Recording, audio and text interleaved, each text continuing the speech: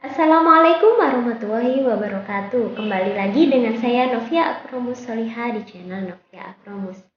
Kali ini saya akan membahas mengenai teori kognitivism, yaitu kelanjutan dari teori behaviorism. Sebelumnya saya sudah membahas tentang teori behavioristik. Bagi yang belum melihat, bisa dilihat di link description. Nanti linknya saya tampilkan di link description. Baik, kita masuk ke dalam teori kognitivism. Apa sih teori kognitivism? Teori kognitif adalah teori yang lebih mementingkan proses belajar dibanding hasil belajar. Berbeda dengan teori behavioristik. Jika teori behavioristik mementingkan hasil belajar dibanding proses belajar, kalau kognitif di sini kebalikannya dari teori behavioristik.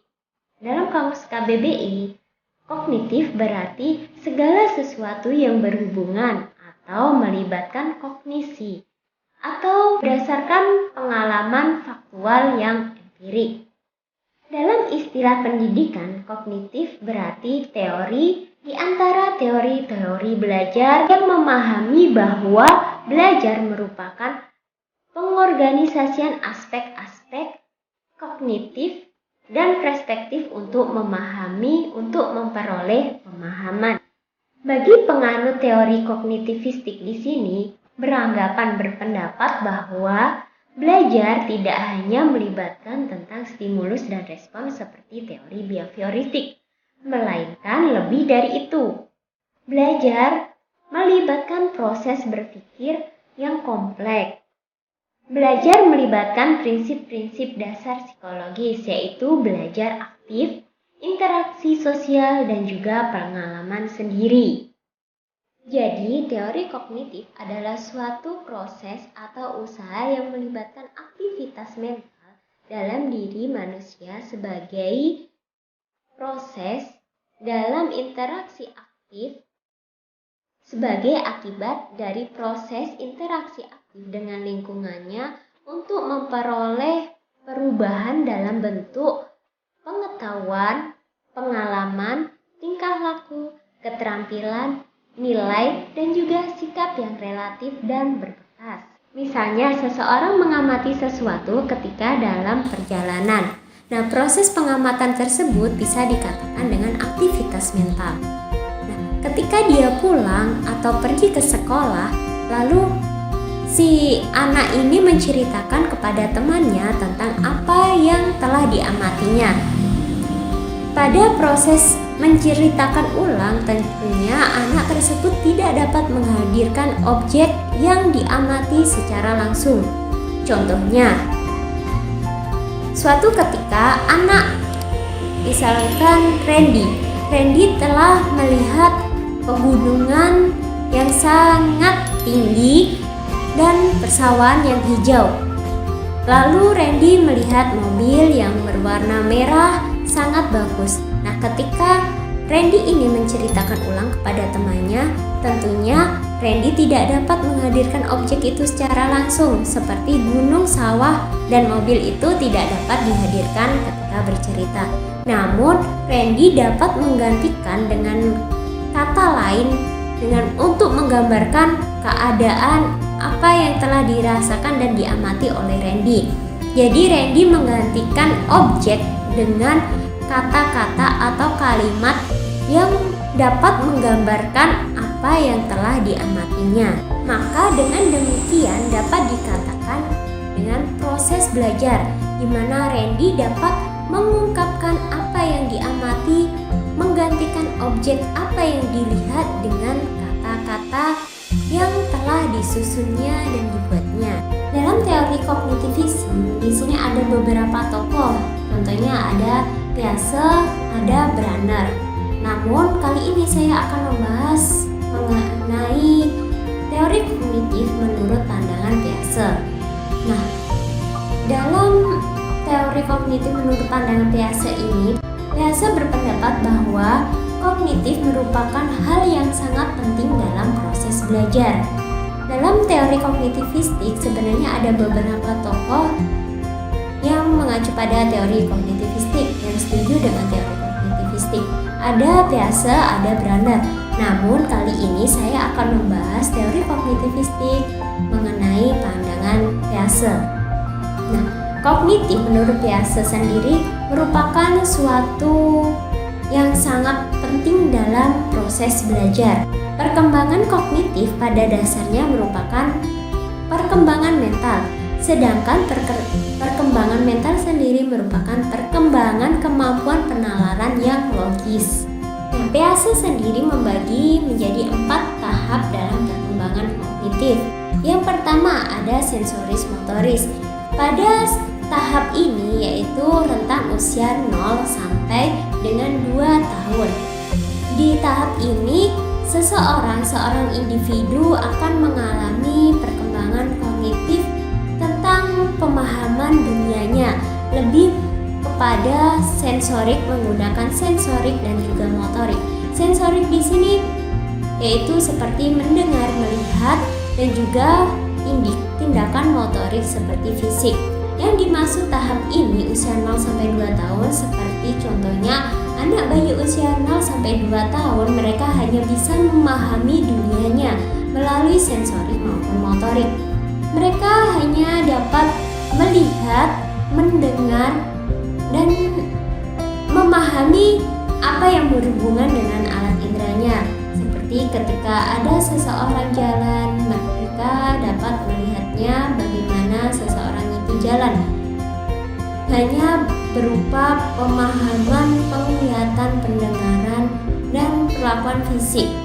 Nah, sedangkan pada tahap kedua, praoperasional usia 2-7 tahun, mereka mulai mengalami proses untuk melukiskan dunianya melalui kata-kata. Pada usia ini mereka mulai dapat melakukan kecakapan motorik. Dengan apa yang didengar maka dia akan melakukannya. Contohnya, mereka disuruh belajar maka mereka akan belajar, tetapi mereka belum memahami tentang hakikat dari kata-kata yang diberikan kepadanya. Mereka hanya dapat melakukan belajar ya belajar. Mereka belum memahami hakikat dari itu sendiri. Nah, yang ketiga ada operasional konkret yaitu usia 7 tahun sampai 11 tahun. Di sini individu mulai berpikir secara konkret dan logis. Individu mulai berpikir tentang kejadian-kejadian yang ada di sekitarnya secara logis dan konkret. Berbeda dengan sebelumnya yang daya pikir kognitif seseorang itu masih belum kompleks. Nah, yang keempat ada operasional formal. Ini usia 11 tahun ke atas. Nah, pada tahap ini kognitif seseorang sudah mulai kompleks.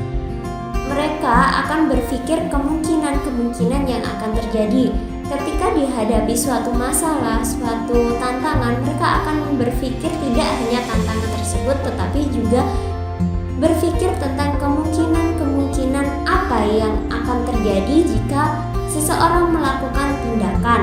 Jadi pemikiran pada usia 11 ke atas ini sudah mulai berpikir secara abstrak dan logis dan mengantisipasi kemungkinan-kemungkinan yang akan terjadi. Menurut Pease ada 3 prinsip yang mendasari perkembangan. Yang pertama ada asimilasi, yang kedua ada akomodasi, dan yang ketiga ada ekuilibrasi. Dapat diambil hal yang penting dalam teori kognitif di sini menurut Pease. Yang pertama yaitu individu dapat mengembangkan kemampuannya sendiri. Yang disebut dapat mengembangkan kemampuannya sendiri menurut Pease di sini yang menjadi titik pusat dari kognitif adalah individu itu sendiri. Jadi individu dituntut untuk mampu mengembangkan kemampuannya melalui interaksi lingkungan.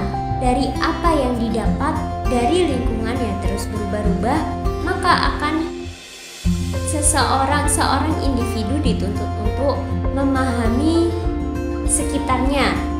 Setelah paham dengan lingkungannya, maka akan terjadi proses belajar.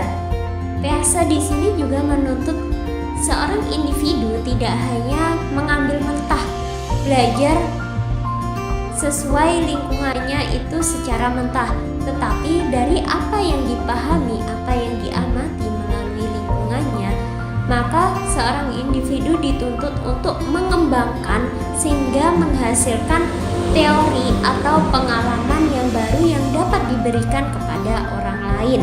Yang kedua ada individualisasi pembelajaran.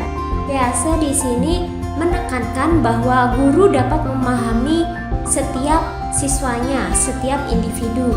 Jadi individualisasi pembelajaran di sini dimaksudkan bagaimana guru memahami setiap individu. Tentunya setiap individu mempunyai tingkatan atau tahapan-tahapan penerimaan pembelajaran yang berbeda. Contohnya ketika seorang anak TK maka diajari tentang menggambar, melukis, berhitung yang ringan-ringan saja. Tidak mungkin ketika anak TK diajari pelajaran SD. Bahkan ketika dalam satu tingkatan pun kemampuan individu akan berbeda-beda. Satu kelas anak TK mungkin kemampuan menangkap pelajaran bagi setiap individu, setiap siswa akan berbeda. Nah, ketika anak SD diajari yang abstrak, maka akan menyulitkan anak SD tersebut. Anak SD dalam tingkatan pembelajaran masih dalam kategori yang konkret. Contohnya ketika pelajaran sholat, guru hanya menjelaskan, menerangkan tentang sholat, tata cara sholat, maka anak tersebut masih akan kesulitan sebagai tingkatan anak SD. Perlu adanya praktek sholat yang mengkonkretkan suatu penjelasan guru. Jadi adanya penjelasan lalu dikonkretkan, diwujudkan dalam bentuk nyata yaitu praktek sholat.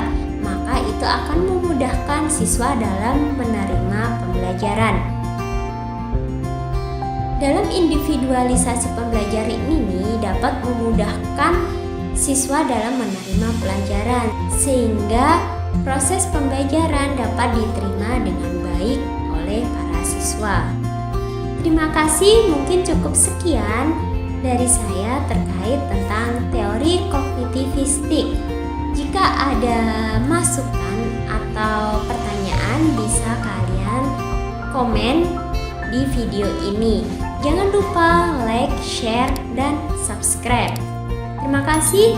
Wassalamualaikum warahmatullahi wabarakatuh.